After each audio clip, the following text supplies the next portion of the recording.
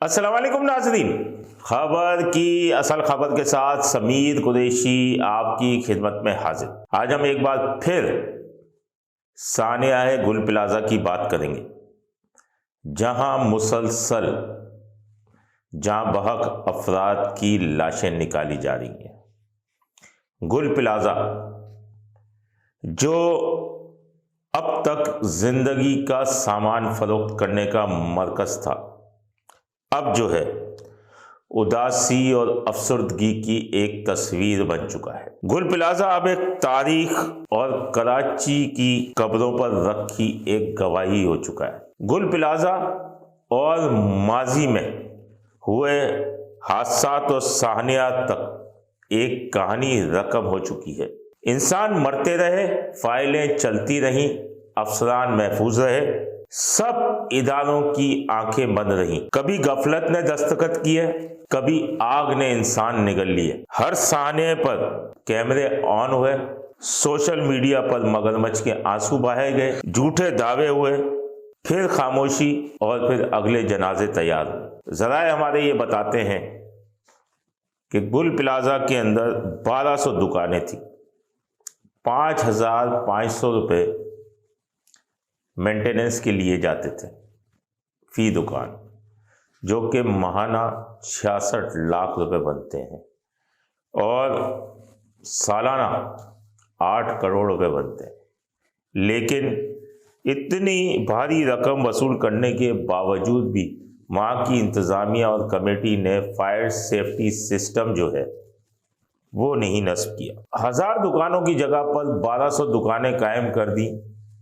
اس کو کیا کہیں گے؟ غفلت کہیں گے یا مجرمانہ غفلت کہیں گے؟ ایس بی سی اے نے بھی اپنی رپورٹ جاری کر دی۔ ہم آپ کو ایس بی سی اے کی رپورٹ بتاتے ہیں کہ گل پلازہ کے کمپلیکس پلان کے اور تعمیرات کی جو تفصیلات دی گئی ہیں کہ 1980 کی دہائی میں یہ تعمیر ہوا۔ 1998 میں اس کی اضافی منزل تعمیر کی گئی۔ پارکنگ ایریا کے اندر انہوں نے دکانیں بنا دی اور چھت پر پارکنگ قائم کر دی۔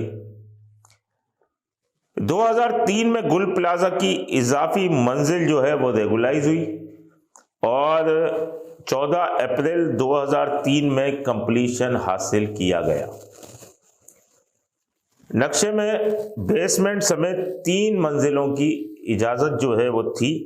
1021 دکانیں جو ہیں وہ تعمیر ہونی تھی۔ نقشے کے برخلاف 1200 دکانیں تعمیر ہوئیں، جس میں 179 دکانیں نقشے کی منظوری کے بغیر اندر قائم کی گئیں۔ راہداری اور باڑ نکلنے کی جگہوں پر دکانیں بنا کر قبضہ کر کے فروخت کیا گیا۔ یہ ایس بی سی نے رپورٹ دی۔ ہمارے ذرائع یہ بتاتے ہیں کہ نقشے میں 13 مقامات پر خارجی اور داخلی راستے تھے جہاں سے آدمی نکل سکتا ہے اور داخل ہو سکتا ہے، لیکن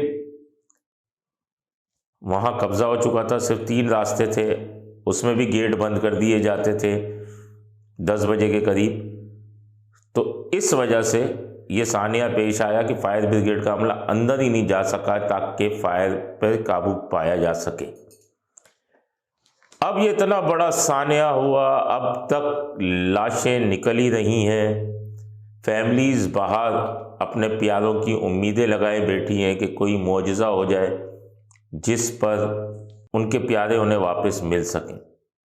ہماری دعا ہے کہ اللہ تعالیٰ ان فیملیز کو اپنے پیاروں سے ملائے، لیکن اس سانحے کی ذمہ داری کس پر عائد ہوتی ہے؟ صرف حکومت پر ذمہ داری دینا جو ہے کافی نہیں ہوگا، اس میں ذمہ داری کس پر عائد ہوتی ہے اس کا فیصلہ ہم آپ پر چھوڑتے ہیں۔ اپنے ہوسٹ سمیر قریشی کو اجازت دیجیے۔ اللہ نگہبان۔ Z110 نیوز، خبر کی اصل خبر۔